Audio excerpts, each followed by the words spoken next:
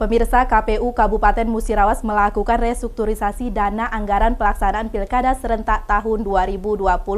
Restrukturisasi ini telah dibahas bersama Tim Anggaran Pemerintah Daerah atau TAPD untuk melaksanakan sejumlah tahapan Pilkada pemilihan Bupati dan Wakil Bupati Kabupaten Musirawas pada 9 Desember 2020 mendatang.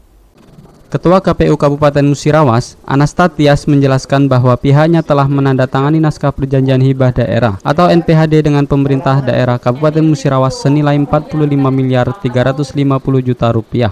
Dana tersebut dilakukan restrukturisasi kembali bersama tim TAPD. Sebagaimana kita ketahui bahwa KPU Musirawas sudah menandatangani NPHD dengan pemerintah daerah Kabupaten Musirawas sebesar 45 miliar 350 juta. Nah, 45 miliar 350 juta tersebut dilakukan restrukturisasi kembali bersama tim TAPD dan KPU Musirawas. Anas sapaannya kembali menyebutkan KPU Musirawas mendapatkan beberapa item-item kegiatan yang bisa dikurangi.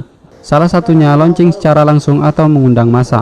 Sebab di tengah pandemi COVID-19 ini tidak boleh mengumpulkan massa yang terlalu banyak. Sebelumnya, lanjut Anas, pihaknya mau mengundang massa, tapi di tengah pandemi ini tidak boleh mengumpulkan massa. Maka anggaran untuk launching kita kurangi. Kemudian anggaran kegiatan lainnya, kata Anas, maka dilakukan penyusunan kembali kebutuhan pelaksanaan Pilkada di Kabupaten Musirawas. Anas mengimbuhkan adapun penyusunan anggaran kembali didapat angka 3,4 miliar rupiah. Dari angka tersebut, kita peruntukan untuk penambahan TPS sebanyak 195 TPS di Kabupaten Musirawas. Nah, adapun penyusunan anggaran kembali tersebut didapat angka 3,4 miliar.